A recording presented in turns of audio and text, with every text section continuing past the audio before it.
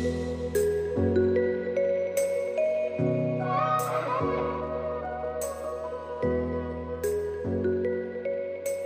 good morning, everybody. Welcome back to My Subaru as we continue and wrap up Psalm 23. I can't believe it's been a month since we began this journey, but today we wrap it up, and I want to try to quote it to you one more time.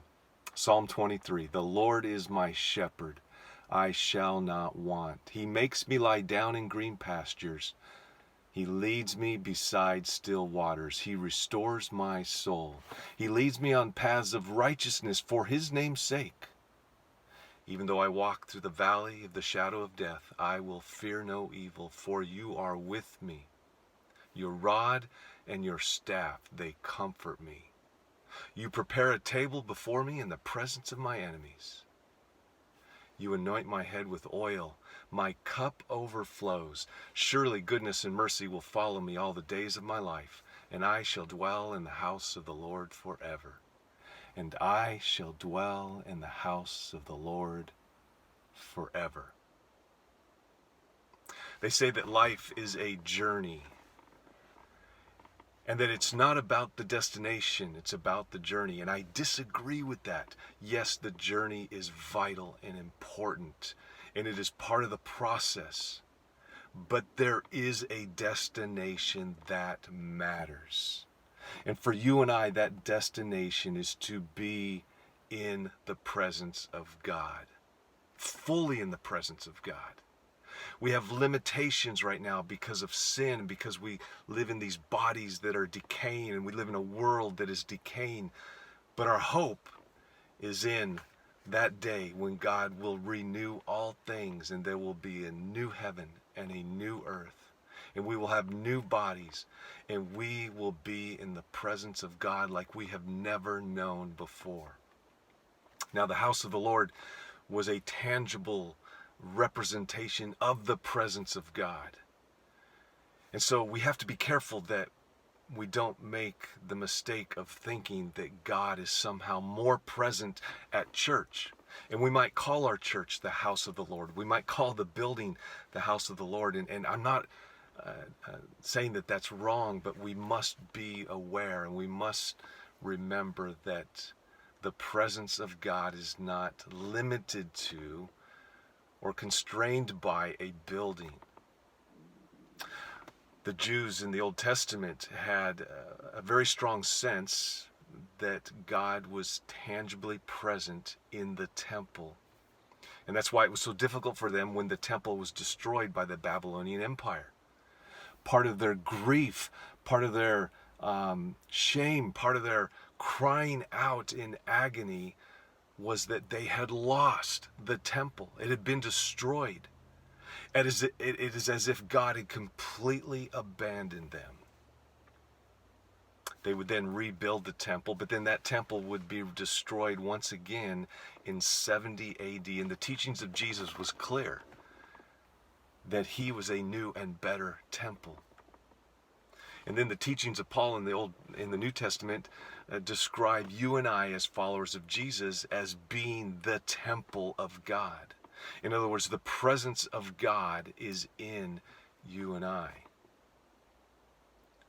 But yet we put our hope in a day when the presence of God will be so much more. It's as if we're watching an old VHS tape in an old box TV that's black and white.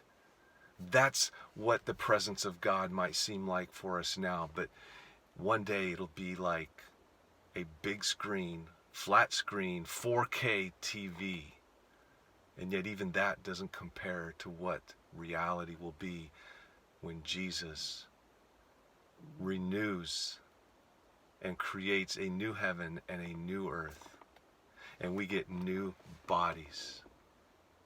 And so life is like a journey, they say. You know, I was thinking about when my kids were young and we would travel, perhaps to Colorado to see my brother, and we go on these long drives. And the question would always come up, when are we going to get there? When are we going to get home? How long is it going to be? And I always had a standard answer. And it always worked. It always satisfied them when they were young enough. No matter how far we had to go, I would always say, oh, about an hour. About an hour. You see, kids have no concept of miles. They have no concept of time.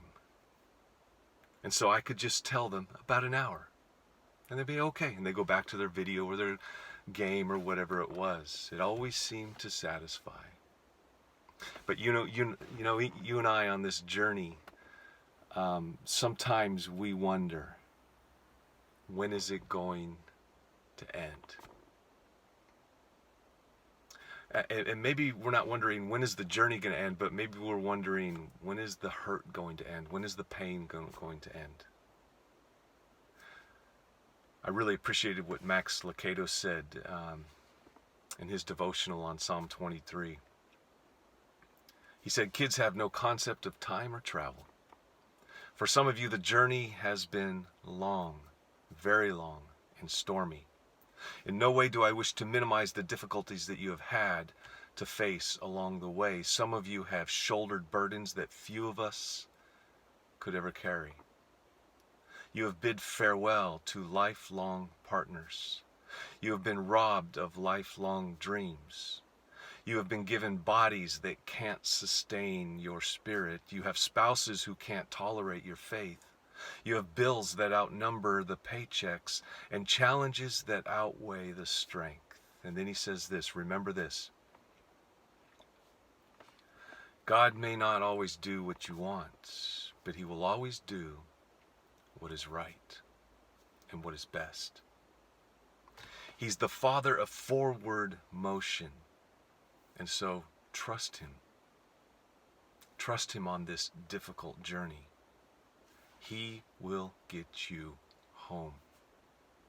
And the trials of the trip will be lost in the days of the feast. Let me say that again.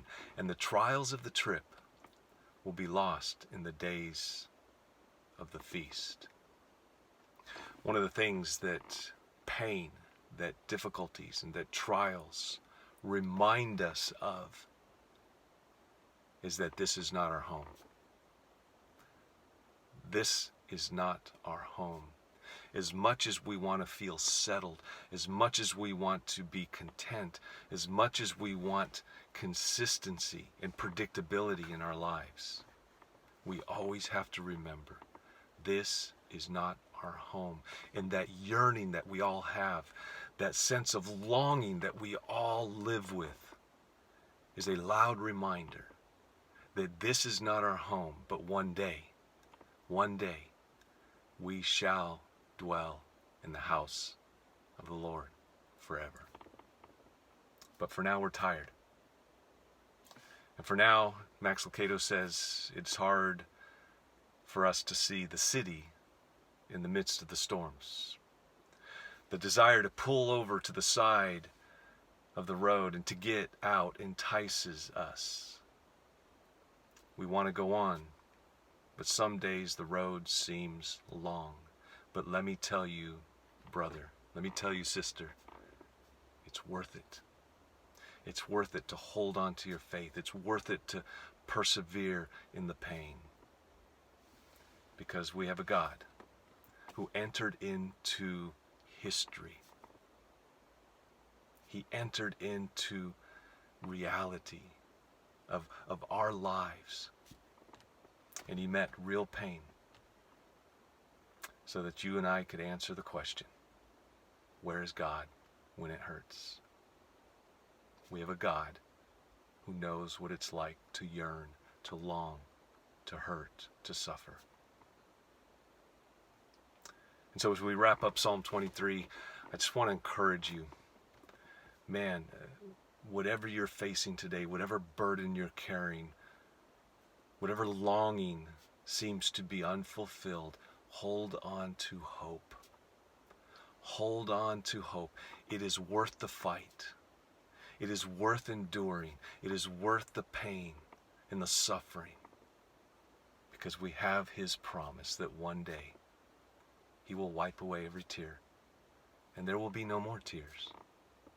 And by the way, we're also told that he bottles every tear we shed. So hold on to your hope. Hold on to your faith. Lean into his presence, for you shall dwell in the house of the Lord forever. God bless you guys.